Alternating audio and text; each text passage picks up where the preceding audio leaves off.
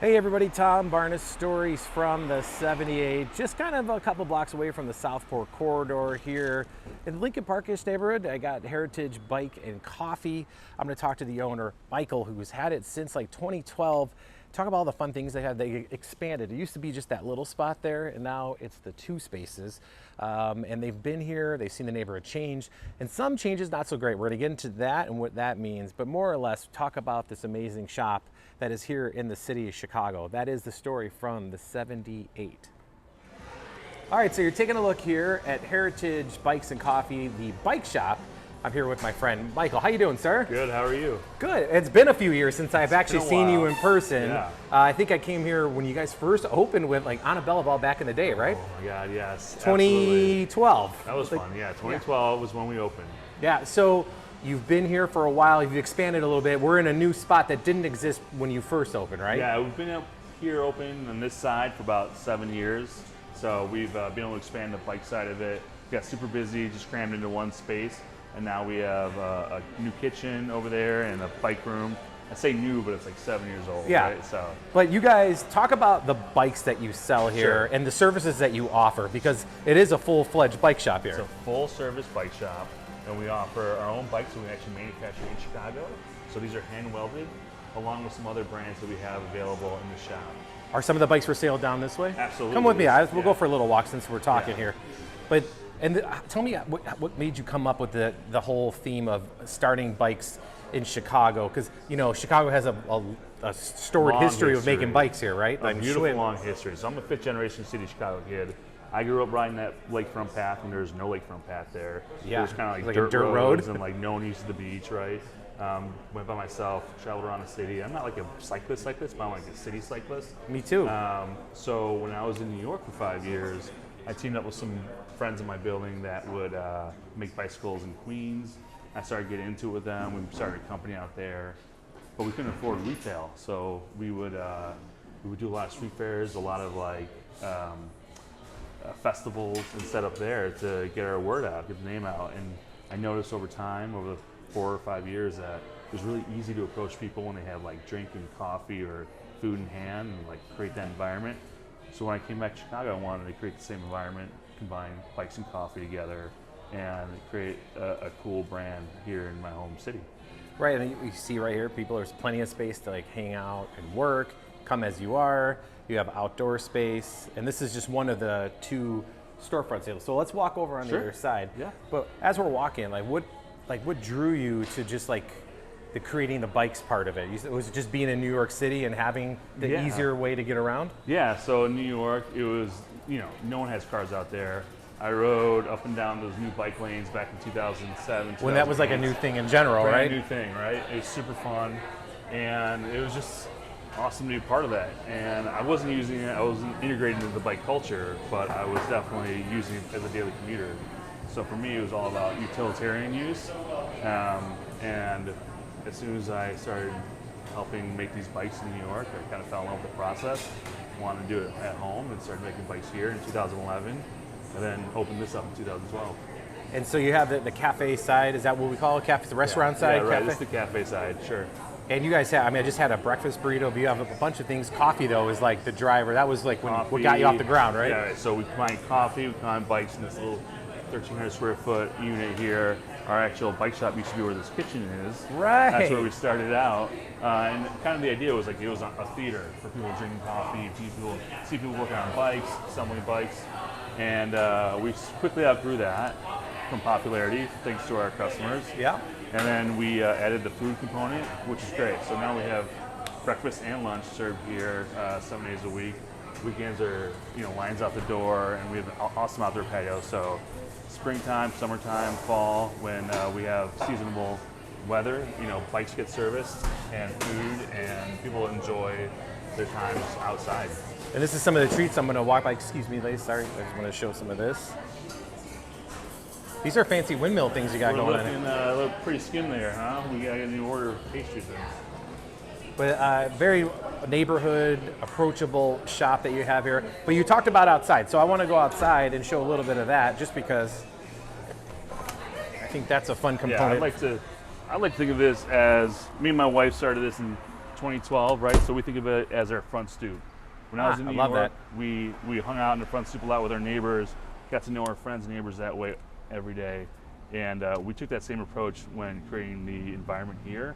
Very accessible, very easy, very easy to communicate with other people and meet people here.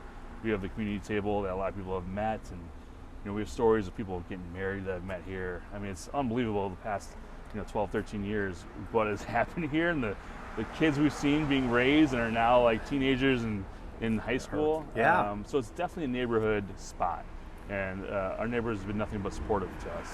And I bring you out here because that's the side patio that you were talking about before, and we'll get to that in a second. But I wanted to stop right here specifically because, as you were saying about community and how important it is to be in a community, there's also another thing happening kind of in this stretch here of Lincoln Avenue. Unfortunately, it's something that's become a regular occurrence almost for you. That's right. Yeah, go ahead and explain.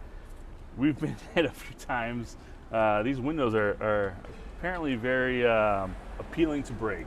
Right. And over the course of our years here, we've been broken into 4 or 5 times now, bikes stolen, countless, I wouldn't say countless, a lot of bikes over the years.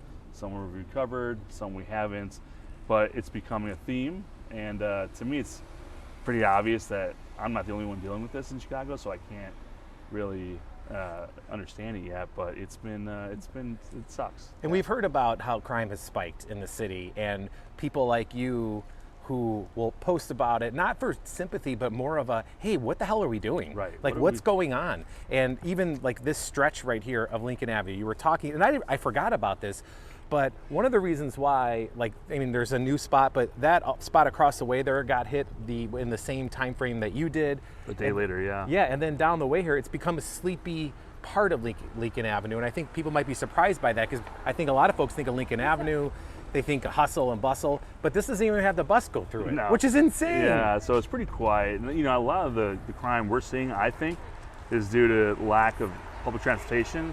When I think of busy corridors, when I think of places, and it may not be relevant because those places get hit too, but it's a lot better to see people on the street past 8 o'clock than it is to see empty streets. And I think one of the reasons we're lacking in that, and we're lacking in storefronts and retail on this part of Lincoln Avenue, is because we don't have a bus. We're not close to public transportation. Which is insane given where we are in the city. It's kind of a desert, right? We have the Brown line, which is almost a mile away, the Red line, which is more than a mile away. Yeah. Maybe the Ashland bus is somewhat close, but that's still a few blocks away. There's no Lincoln Avenue bus, and I think that plays a part in it. We don't have the retail. We don't have the walkable traffic going up down Lincoln Avenue that I think should be here. Right, and we are just, south of at the intersection of Southport, Wellington, and Lincoln. Yeah, exactly. Southport, Wellington, Lincoln. So we're a mile away from Southport corridor. Right, and the historic church that's St. right there. Alphonsus, that's right. Yeah, that's great. But again, no public transportation rolling through here. So after a certain hour of the day, it becomes quiet. And then this right here, particularly, seems to be something that people think is an easy access to get into, right? Well, yeah. Listen, when no one's out on the street, when no one's walking by, you can easily just break a window, grab a bike, and it sucks. And I don't want to post this up to do it again. I say that because there's just what are we going to do about it? Right. The neighborhood is fed up with it. The retailers are fed up with it.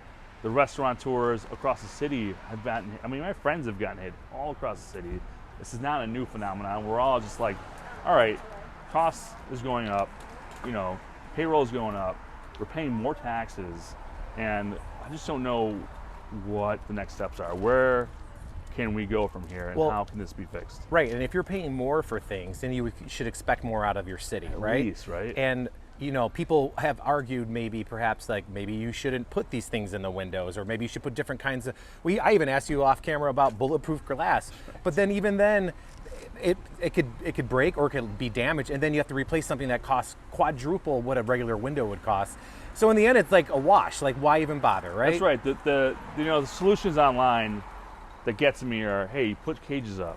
And that's not where I want to be. That's not what I want the city to be about. At the end of the day, that's not going to deter anybody. That's going to break a window and dent a metal grate that then I have to fix and get a bike probably, right? These people have no accountability. there's no reason not to do it. And that's where the issue is. It's not about how I can deter them. It's about how they can be deterred by the system that we have in place that should be fundamentals here. I mean, I just think that at the end of the day, a grate's not going to do it, an alarm's not going to do it, a video's not going to do it. The system has to do it. And we have to come up with a better system. Short of somebody sitting right here with like an armed security 24/7, even then, who knows what happens? Because there are restaurants that have that, and even then, right. I mean, everybody's seen West Ocean's Loop has 11. private guards, right? Right. So I don't know. I don't know what the solution is.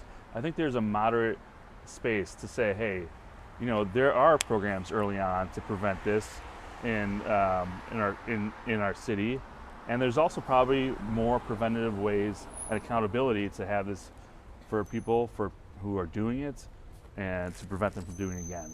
I just think there's a solution somewhere that no one wants to stick out their neck and have some sort of solution here.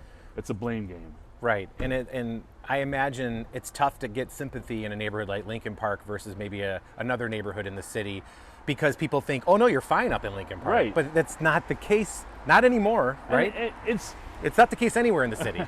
well, it's not just that, right? Okay, so globally we're fine, right? In a circumstances of the city we're fine. That doesn't make it okay. Right, 100%. That does not make it okay. And you shouldn't have to pay extra. As a business owner, I shouldn't assume that my store's gonna get broken into. I mean, that's just a crappy way to think of things. Right, and like you look at the street as we were talking, and it looks safe, and it looks absolutely, and it is. But you know, come a certain time of day, it's just not busy. This beautiful space that you have here, that you've added to the community, is empty at night just because things close up at night, and that's some of the struggles and concerns that you have with perhaps leadership in the city, the CTA for taking away the bus line, which is just crazy. And they still won't listen about doing a study again to bring it back. Right. I mean, I don't think they even had that conversation in 5 years. I was front and center 2013 when the CTA took it away, and I thought, what a terrible idea. I mean, and I think this is now 10 years later, you see the consequences of things that you don't foresee in the future. There's just no traffic coming through. There's no foot traffic. There's no accessibility. People can't walk here. People don't walk so here. It's people bike. come here. So, I mean, it's just. I mean, it just seems like one of the diagonal streets in the city, one of a few, that we don't have a bus going all the way through it. I don't understand that. That's insane, especially Lincoln Avenue, because Avenue. it goes all the way downtown, all the way to the burbs. Go to the beach. Yeah, like it just blows my mind. It doesn't make sense. So if you know, I know the CTA has been in the news a lot lately for obvious reasons. Yeah. You know, traffic has skyrocketed. They just did a study. I think we're number 2 behind New York City, because the public transportation's been kind of a joke lately. Absolutely. So if Hawkins, is that his name? Carter? Yeah. If he's listening, or the mayor's listening, or an alderman, what do you want them to know? Like, what do you want them to hear? I know there's a lot of priorities that need to happen here. CTA has a lot of issues they need to fix themselves. But I'd like to think about the idea of like a whole approach to this. You know, these things don't live in a vacuum. They're not a decision being made and it has no consequences.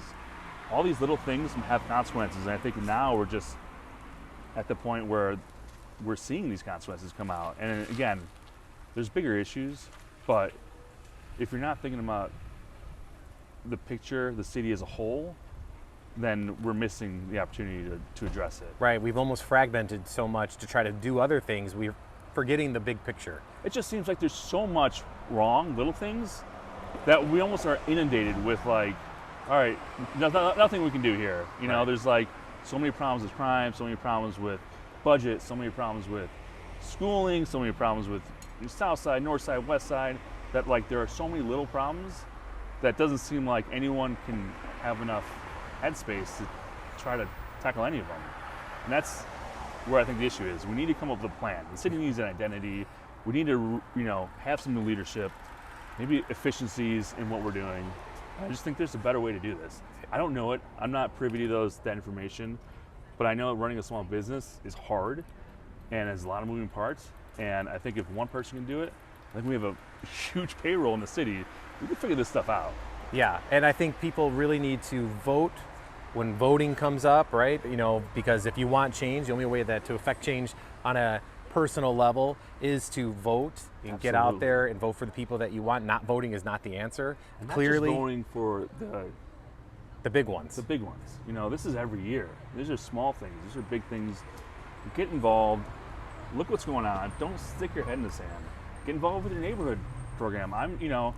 If you're involved with the neighborhood, that's where it starts, and that's where you can make an impact, and that's where the aldermen listen. If they listen to you, then they start bringing that back to the forums, and maybe you can make an impact there. And it's not overnight. It takes time, but just get out there, and there's a lot of crazy people in the city that are saying crazy stuff, and just be the voice that kind of counterbalances that too. I do know that aldermen like to show up to block parties.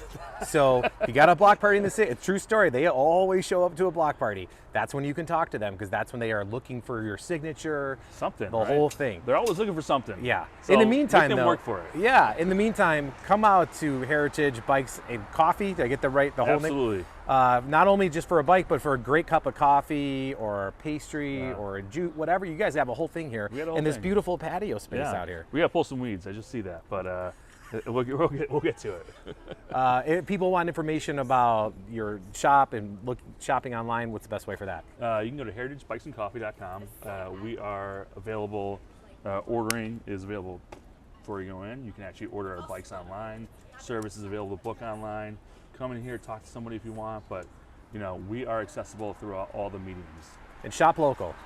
Please shop local. Yeah. It doesn't even have to be me. Right. Shop somewhere local. Let's go out of the way. I know you can't do it all the time, but my biggest thing is at least be conscious of it. At least do that one visit to a local coffee shop or a local bike shop or the local not chain place, and just take a little bit of effort Right. to do that. Support your neighbors.